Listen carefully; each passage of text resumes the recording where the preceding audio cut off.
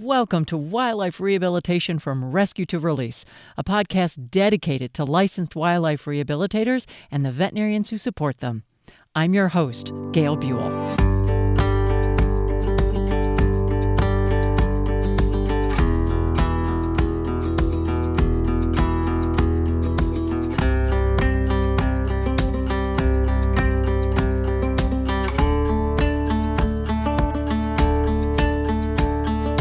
So today I'm talking to Scott Diehl.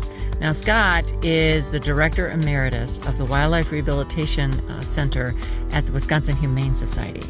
And I think it's going to be very interesting. We're calling it Preventive Medicine. You're going to have to listen to it to find out what that is all about. But I think it's something that everybody can bring into their own wildlife rehabilitation. I think you'll enjoy it. Let's get into it. So, Scott, I'm so happy you're here, but I'm wondering for a lot of people who are listening who aren't familiar with you and do not know you, I'm wondering if you could give us a little bit of your origin story, kind of how you got to where you were. Wow. And yeah. Well, it's not part of the Marvel universe, let's say multiverse or whatever. It's definitely not. Mine either. Mine either. Just, lifelong love of wild animals. And I think of people like my grandmother who saw that in me and got me a years-long subscription to Ranger Rick magazine, and an elementary school teacher who was teaching us basic bird idea of backyard birds and things, and they had to look at starts like that. And then I was an art major and doing some mass communications things, and had some illnesses hit me not long out of early college career, and took up photography and ended up with the great big long lens cameras and camouflage outfit, and I was out doing wildlife photography and doing some artwork, and I realized it's really hard to make a living doing this.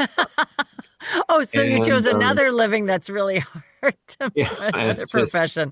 It's really hard to make a having living to face real world issues. But then, and I was taking photographs out at a nature center in the Milwaukee area, and met Nancy Frank, who was at the time married to a veterinarian, and they were taking care of a few wild animals in their basement, essentially. And that we're talking about, 1980, something like that. Sure. And she was thinking about, the scope of all of these wild animals that they were taking care of, and the ones that were coming into the local Humane Society, which was Wisconsin Humane Society in Milwaukee. And she ended up writing a proposal for a wildlife rehabilitation program, and it came to be, and it was one room at the Wisconsin Humane Society headquarters, a single room, and she trained some volunteers and ended up with I think it was 2,000 animals came in the first year. Wow. And I was doing a little bit of volunteer work for them, building, bird perches for hospital cages and some things like that. And all of a sudden they were going to add another position. I think it started with two people, just Nancy and one other person. And then the next person to be hired was my wife, who Cheryl. Those years ago. So Cheryl and I worked together for 24 years, I think, at the Wisconsin Humane Society Wildlife Rehabilitation Center, which was then called Wildlife ARC. But so a very young wildlife rehabilitation program, and really that's how I got into it. And then it was kind of a cop-out, I think, but in choosing between like artwork and wildlife rehabilitation, I went, it's much better to save a living animal than to draw it. I mean, Hmm. I understand the value Mm-hmm. of art in our culture and society and that sort of thing. But really liked the helping animals part. I could spend my time doing sketches and doing paintings and drawings of great blue herons, or I could help save this one that has a Mm-hmm. broken wing. Mm-hmm. So, kind of long, rambling origin story there, but um, ended up being at Wisconsin Humane Society Wildlife Rehab Center for 37 and a half years. Wow. Great legacy.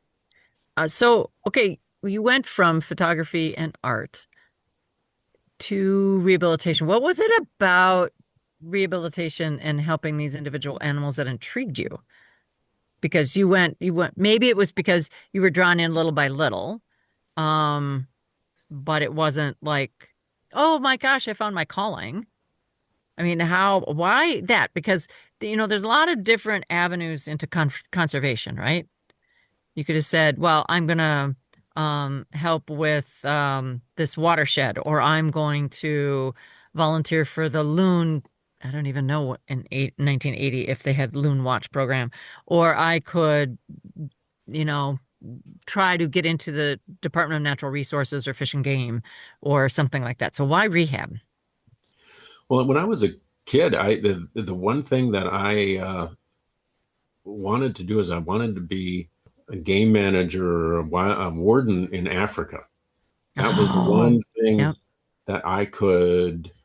I really didn't have a an ecology training Mm-hmm. as a Mm-hmm. kid. I mean, there were basically, if you wanted to, I mean, there was hunting, and then Mm-hmm. bird watching was, they were kind of characterized as nerdy, Oh, eccentric yeah. people. Mm-hmm. And so and really wildlife rehab was in its infancy. I mean, modern kind of professional Modern. Yep. wildlife rehab. Mm-hmm. Mm-hmm. And so I didn't have a lot to go on as far as other choices, but then this really clicked, and I think it fit with things that I wanted to do. I can't say I was necessarily good at them, but so I enjoyed doing animal captures and rescues.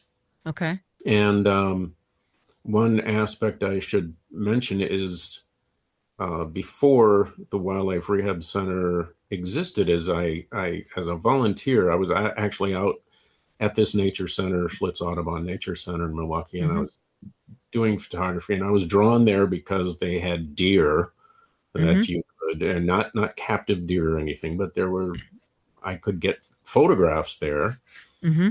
Um, and ended up they were just starting to have, well, they were having difficulties with deer damage to vegetation. Mm-hmm. So they in its infancy they got the then director of the Wisconsin Humane Society was a chap named Leon Nielsen, and he had a background as he seemed a bit of a fish out of water as the executive director of Humane Society, Okay. but he was a former game warden in Canada. He was from Denmark originally. He was in the Danish Special Forces, and he was, a guy's guy. He was, but Yep. so he was working with the manager, the director, I should say, of the Schlitz Audubon Center on Mm-hmm. some deer translocation. So Oh. Leon Nielsen had some access to some chemical immobilization equipment and with veterinary consultations and that sort of thing. So Mm-hmm. they were doing some uh, chemical capture of deer, Mm-hmm. relocation, and it was at this point that I was given a chance, essentially. And I think of that often when I think of um, new staff at at a wildlife rehabilitation center, just the influence one can have on the path of those around you. I was given a chance as a volunteer um, on this relocation program and just Huh. started to, and it was because somebody gave me a chance. And they said, Right. so I wasn't hired or anything. It was a volunteer and would show Mm-hmm. up Mm-hmm. and help with deer handling of, tranquilized deer, and we ear tagged and um, uh, took them to a DNR approved wildlife area, 40 miles away or whatever. And then ended up from there, it snowballed into I was doing I was also doing a kind of a do it yourself um, deer behavior and movement study at the Audubon Center. That was just Cool. with a friend I'd made up there. So we had that published in the local, or I'm sorry, the state DNR magazine about our findings for this couple of year study of deer behavior, urban deer behavior, and then with the translocation. And anyway, so got a foot in the door essentially, and it just kind of clicked together with the head of the Humane Society, and that's right about the same time as Nancy had her proposal for a wildlife rehabilitation center. So the Mm-hmm. original iteration of this uh, wildlife arc was partially funded by the Schlitz Audubon Nature Center. It was a cooperative, actually, and partly Oh, funded by the Wisconsin Humane Society. okay. And inside of a couple of years, the Schlitz Audubon Center bowed out, and the Humane Society took the program over. So it was kind of a being in the right place at the right time, and somebody giving me a chance, Mm-hmm. and not saying, well, you're not a professional this or that or whatever, but just kind of letting someone get a foot in the door. I gotta say, the other thing is true too, is that you saw it either as an opportunity or something interesting or whatever. So to me, it's a two-way street. They gave you a chance, which allowed you to say, "Ooh, do I want this or do I not want this?" And you chose that you wanted it or wanted to try. So Right. anyway, I think it's both ways, and it's really cool. So we're calling this preventive medicine, which I love that title. We're not going to be talking specifically about medicine, but one of the things that all of us face with wildlife rehabilitation is certainly animals are coming in, they're coming in for a reason.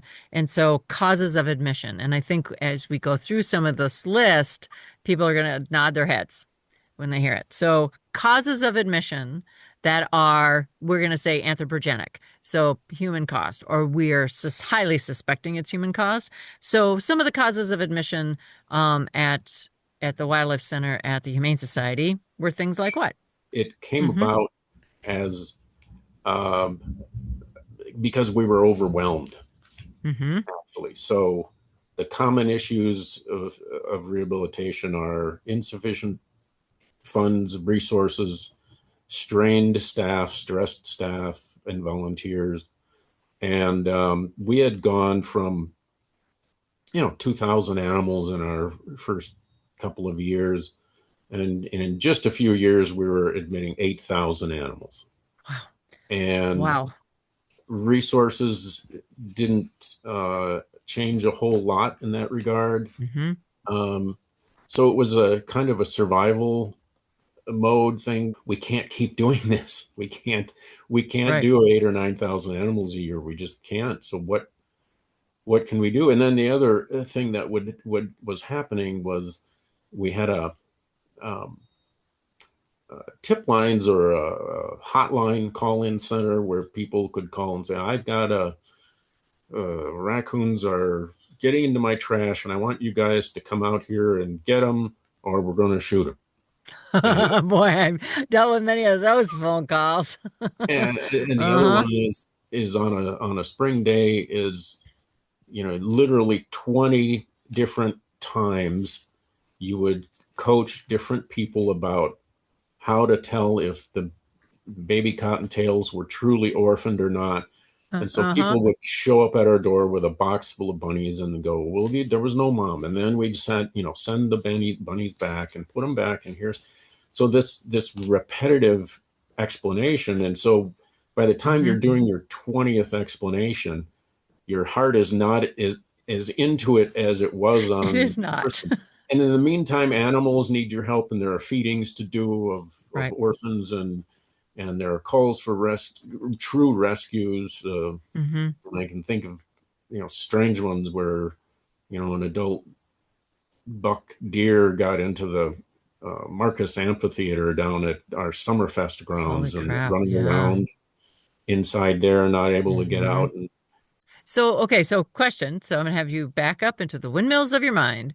When you first started thinking about this project, like, okay, we need to reduce the number of animals coming in the door.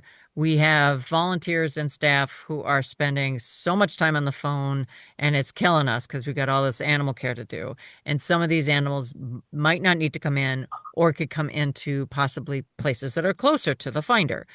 When you started thinking about that, what was the goal? I know you wanted to reduce the number of admissions and maybe reduce some phone calls where people are talking to live people, but did you have a percentage in mind at that point? Did you say, boy, if we could reduce it by 300 animals coming through the door, we're going to be successful with this? Or how did you think about that? we just wanted anything less is better in terms of admission. And Okay. foolishly, when we were a young organization and we thought that more was better because we're the biggest in the state and we do more than anybody and we're big and all that, and we Mm-hmm. quickly realized that'd be stupid. That is not That'd be that's stupid. not it's not We don't good. need more. No. And then again, I'm trying to think about where this no philosophical idea uh, of preventive medicine came in, but I do remember one of the things we figured out was that bird collisions with windows was a big issue. Yeah. There is an organization. Well, at the time it was called Wisconsin Bird Conservation Initiative, Mm-hmm. and so I was on represented the Wisconsin Humane Society Wildlife Center on this issues committee for Mm-hmm. that group. This group was talking a lot about having a program similar to what Toronto had with FLAP, with With Fatal Light flap. Awareness Mm-hmm. Program, Mm-hmm. and making inroads in education, letting people know about the bird collision issue and how to take action on it. Mm-hmm. And so we started in cooperation with Bird Conservation Initiative, which is now partnership, I believe. Um, we our executive director said of the Humane Society said let's take on that program. So we created what we called Wings, Wisconsin Night Guardians for Songbirds, Oh, I and love it. That's and it great. I have was heard of that. So yeah, I and it was love the doing wings. this is educating. Here's the issue. Here's the problem. This is millions of birds are dying in this thing. And I remember being out actually doing some monitoring for this and going downtown Milwaukee uh, and there was and I I'm a bird watcher and so Mm-hmm. I saw this Canada warbler and it was Mm-hmm. I was walking around the base of what was then the US Bank building, which was the tallest building in Milwaukee at the time. And so it's driving rain, it's wind, it's cold, it's early May, and here's this Canada warbler cowering on the ground next to a big plate glass window. Mm-hmm. And it occurred to me as you, I don't know how old you are, little bird, but you have just been to South America I know, and thousands of miles. whatever you faced Mm-hmm. on your trip down there last fall, Mm-hmm. and you went 2,000 miles or something, and Mm-hmm. you survived the jungle, and you made this harrowing trip back despite storms and cold and heat and wind and cities, and is now here you are in our city on the ground, having hit a quarter-inch thick Yeah. invisible panel of glass. And Yep. I thought, how sad. And somewhere along the line, it came up with how much better is it? Yes, it's great to be a hospital and to treat these things, but how much better is it that this would have never happened? Right. That you were never injured, that, Hmm. and to take it to other species and individuals, that you were never orphaned, that you never sustained this injury, that you were never poisoned, that you were never relocated uh, arbitrarily because somebody didn't want you. Um, Yeah, I call it interrupted lives. yeah. That their lives were interrupted by, and I'm talking about humans when I say that, interrupted by Mhm. humans, somehow, intentionally or not. Yeah. Yeah. And so it was just this profound sadness. Why does animal welfare only pertain or apply to the animals that to companion animals and Right. livestock animals? Why doesn't it apply to so animal? My feeling is that animals that enter our sphere of influence. So for cities, if you picture a city being under a big glass dome, Right. non-reflective Yeah, glass. let's say not glass. It's not. It's Not glass. Not but glass. But yes, I you've understand. yeah, you're in our construct and in our sphere. We can do something about this. We should know better. We should do better for you. Okay, Um, so then, so taking that, so it sounds like, you wanted to reduce the number of animals coming in. You wanted to have animals that needed to go to other places because they were closer. And you wanted to help prevent animals from coming in the first place because if we can solve the challenge of birds hitting windows, for example, or cats catching something, then they don't need to come in because they can still live their life and they're fine and they don't need to come in. So you became aware of birds, of course, hitting glass through all these different ways. So it sounds to me that as you were doing kind of this preventive medicine, you didn't do them all at once. You didn't say we're going to give online, press one, get this information about baby bunnies, and then follow it up with like PDFs or things like that. When the internet came along, here you can look at these pictures.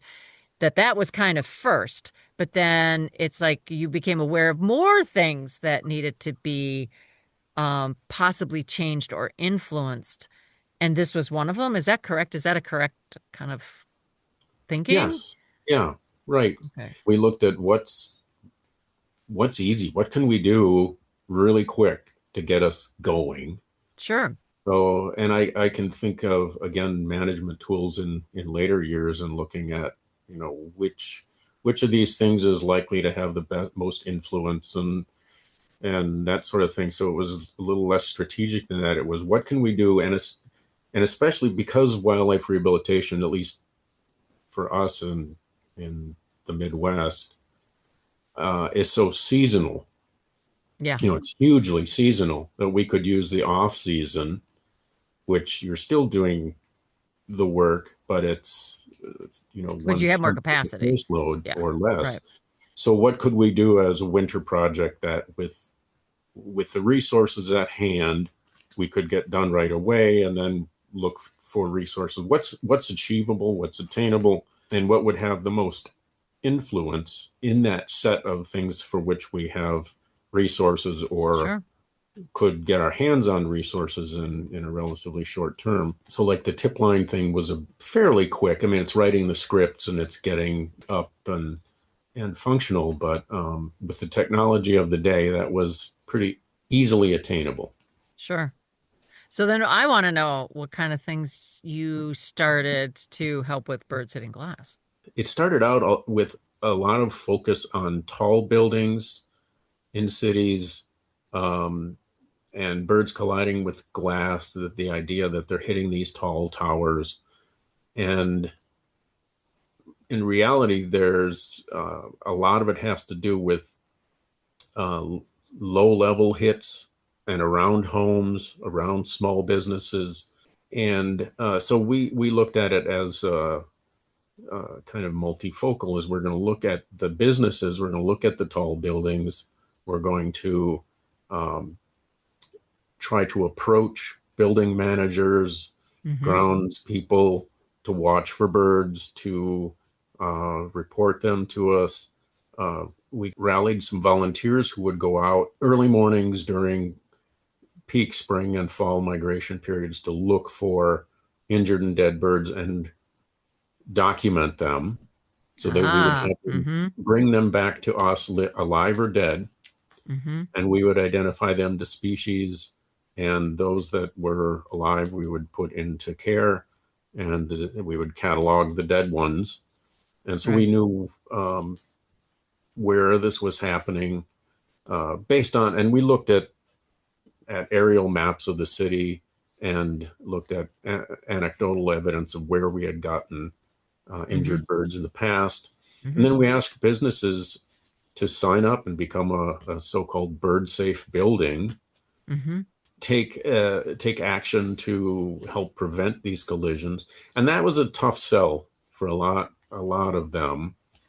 Um, and in this sense, I think size matters. It's Okay. just be so we've got these small songbirds, mostly small songbirds, hitting windows. So warblers and uh, yellow-bellied sapsuckers and Sure. American woodcock and So when you're talking about size, you're talking about physical size of the birds. exactly. Okay. And size matters because Mm-hmm. if there were 10 wild turkeys dead in front of Mm-hmm. your building every day, you would hopefully reasonably care about it and want to change something there. These little birds, people, and I think it's the same thing happens with small mammals. Is Yeah, it does. um, Or insects. right? It's your Mm-hmm. little and people see birds. It may be house sparrows or starlings in the city, and oh, there's flocks of birds. Birds are all over. Birds, and oh, it's sad that there's a dead one under my window, but people just, I mean, they end up getting literally, swept into the underbrush, or there were companies downtown that were just like have their early morning before clients Yeah, would come into picking their them up. buildings. They'd go Mm-hmm. and get a shovel and a broom and pick up the dead birds and throw them out. Right. But so getting them to care is one thing, getting to the right person in an organization like that, a building owner or someone who leases it. And so we would do site visits. We would meet with people and say, here's what you could do at this particular building to help alleviate the problem. Um, and people could sign up as a bird safe building or a bird safe home based on criteria of doing certain actions to Sure.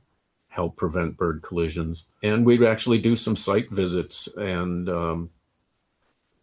say, oh, this, I can see what the problem is here. Is you really, these are highly reflective windows facing this wooded area and this brush here. And so we would sometimes would take action, or they'd have their corporate green team take action on those. Sure.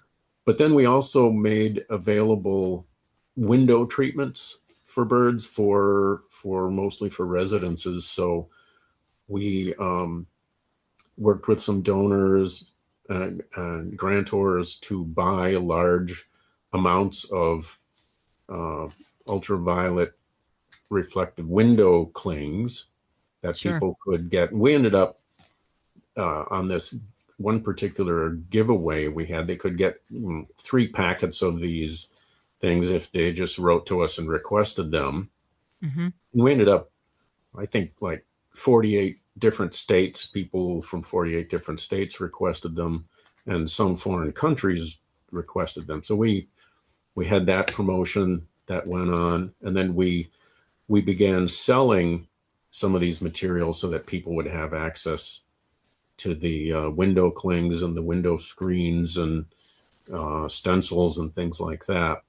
So I can kind of see we've got at least two different ways of looking at challenges outside of your walls. to try to help our local neighbors in the form of wildlife, is what I call our local wildlife our wild neighbors. And so you're trying to help our wild neighbors in a lot of different ways, reducing coming in, definitely treating the ones that come in the best you are able to for them, and then also trying to raise awareness and trying to get some changes enacted so that it's, in this particular case, birds don't have to needlessly run into windows and get injured. Kind of, did I reflect that kind of okay? Yeah. Okay. Yeah, and one other thing is kind of the timing of this. So this is some years after the 38% decrease in overall admissions, and the Mm-hmm. admissions of need, in many cases, needlessly admitted animals, these bunnies that Mm-hmm. people thought were orphaned that aren't really orphaned. Right. So in a way, that gave us a capacity to take on something, these birds that really did need help.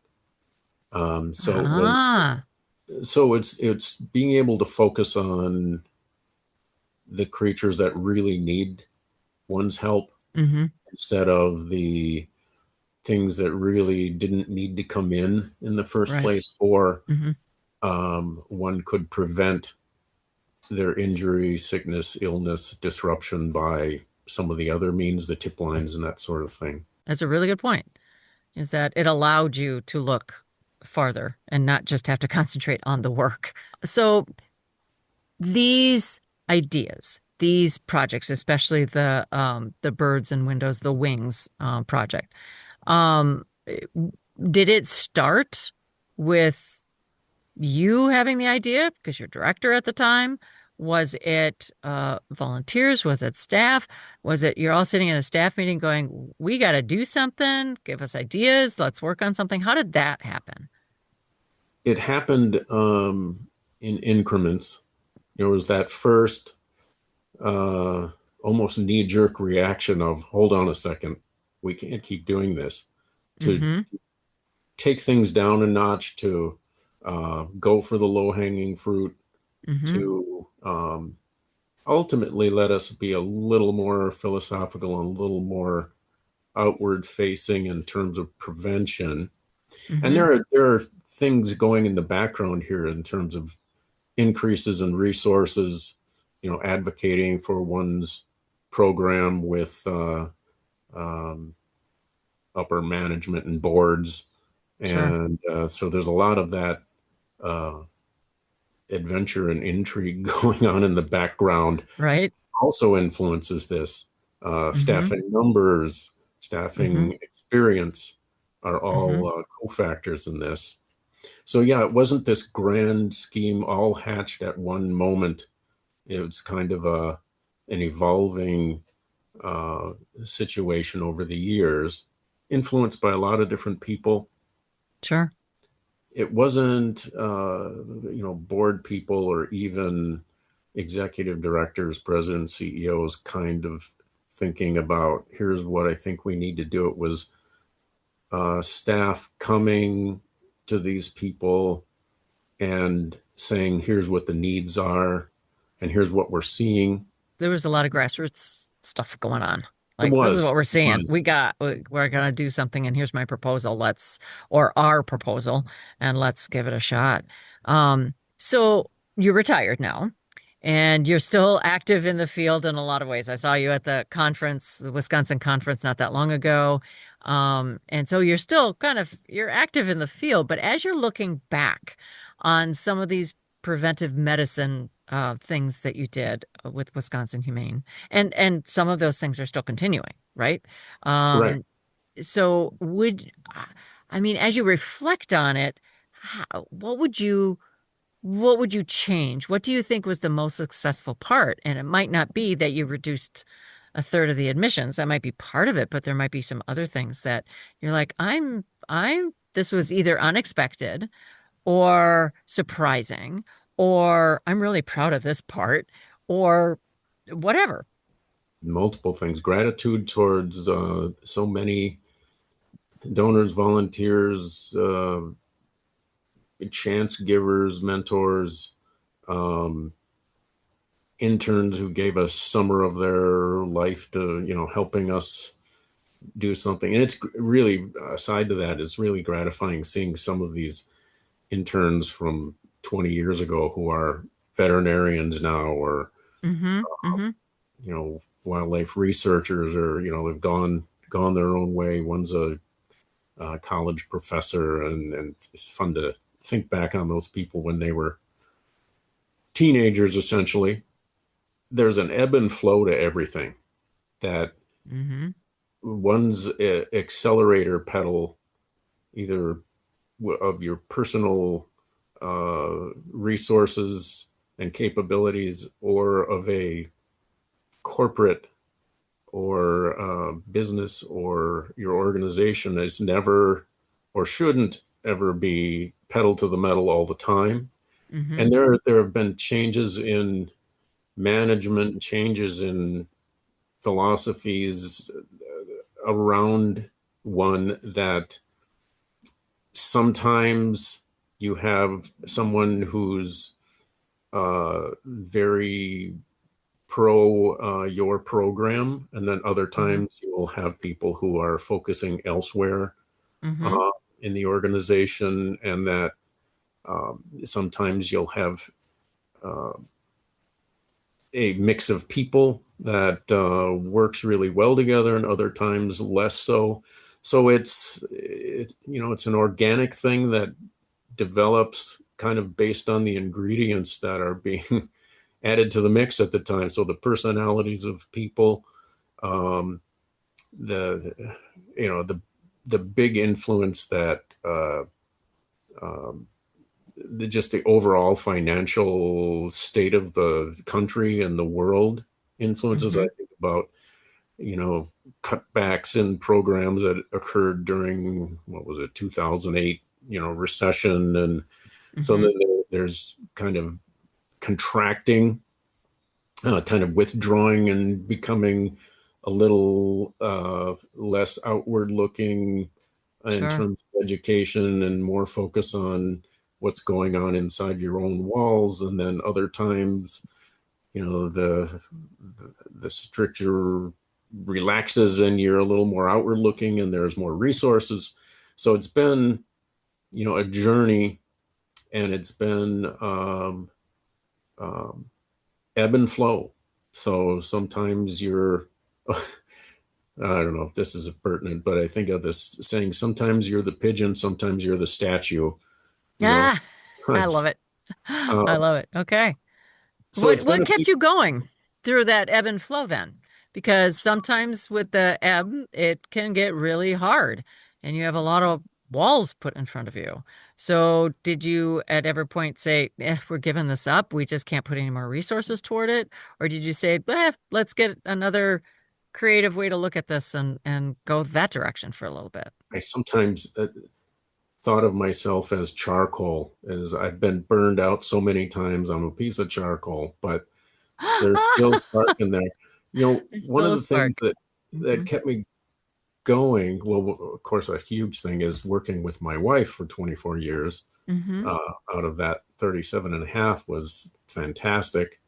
Um, I think a lot of it is adaptability, is Hmm. so much, not only in rehabilitation, but everything about business and everything about being a human being is about communication, is about empathy. It's about understanding the position that other people have. When I think about, resources that were not allocated, that I wanted, that I thought Hmm. I believed I needed and did need, being flexible, being adaptable, being Hmm. able to make do, and then building relationships is so important. And Crystal, who is she started out as a child baby bird feeder in our nursery in the summer, Hmm. and became an intern. And then I like to say we drafted her out of college because we Uh-huh. knew what she wanted. We knew she was graduating, and we said, "Do you want a position here?" So we drafted her out of college. She eventually, as I left, I had the opportunity to mentor her for a couple of years and get her up to the position of department director. But she was so good on making relationships, keeping them, being upbeat, inclusive, and really making sure that, for instance, on the domestic animal side of the Humane Society, is building relationships that may not seem immediately valuable, but genuinely valuing people and just being kind and making sure people understand your program, and just in a good-natured way. So it's kind of hard to encapsulate Crystal there, but he was one who was really big about making relationships and keeping them. Well, I actually think that with all the preventive medicine stuff that we've talked about this last chunk of time, I think that advice to people, no matter what type of projects they're looking at doing or adding or in their rehabilitation program, is beautiful advice. It goes for a lot of different things, but it definitely goes for this. If you are looking at trying to help wildlife, or the humans that are trying to help wildlife outside of your own rehabilitation actions, taking on anything that you just said, relationships and being kind to people, or even being kind. I don't know if the listeners can hear the dogs barking in the background. Being kind to the dogs barking in the background because they're just Actually, communicating. Gail, that's one of these bird clocks that every hour Oh, it it's a does. bird clock. So, It's not a the dog. wild Oh my turkey gosh, just that's so funny. It's a just turkey. got Oh, it. of course. Wouldn't you just know it? Wouldn't you just know it? And I'm a birder. What the heck, Gail? Someone's gonna comment on that. Oh well, Oh, it's a little wild distorted. turkey. I will That's grant okay. you. Well, thank you. You're very kind. Uh, anyway, um, your advice fits the bill for so many different activities that we do. And even in general life, it really works. And it's really important reminders. And I think it also kind of fits in some of the pro tips that a lot of what I heard today was perseverance but kindness. And it wasn't, yes, we initially brought down the numbers, but we use that as an opportunity to expand out into some other areas. And I actually think that that's a pro tip, is that if you create more capacity, there's no limit to what you might be able to do. Are there any other pro tips we want to kind of end with? My last pro tip is give yourself some latitude. Yes, persevere. Yes, I think of an Hmm. old. I think it was W.C. Fields said, "If at first you don't succeed, try again, then quit. No sense being a damn fool about it." So um, it's Oh my gosh. just being open to your own voices and just deciding, you know, should I move and do something else? Is give yourself Sure. permission that if that's really what you feel you need to do, is to do it. There may be a gap in a particular type of care at your facility if you were to leave, or at for you home-based people if you weren't to do it anymore. But if you don't put down part of the load, someone else can't pick it up. So Oh, I think that's a beautiful place to end. I yeah, think that's lovely. why That is not? lovely. Yeah. I love the W.C. Fields quote too. But anyway, um, but that is a perfect place to end. Very good. Thank you, Gail. I want to give a big thanks to Scott Diehl. He is the Director Emeritus of the Wildlife Rehabilitation Center at the Wisconsin Humane Society. Wildlife Rehabilitation from Rescue to Release is a production of Partners for Wildlife, working hand in hand with wildlife rehabilitators and the veterinarians to support them to improve the welfare of orphaned, ill, and injured wildlife. Our executive producer is me, Gail Buell. I'm the Partnership Coordinator for Partners for Wildlife with the Raptor Center at the University of Minnesota College of Veterinary Medicine. Our producer is Reese Rosato.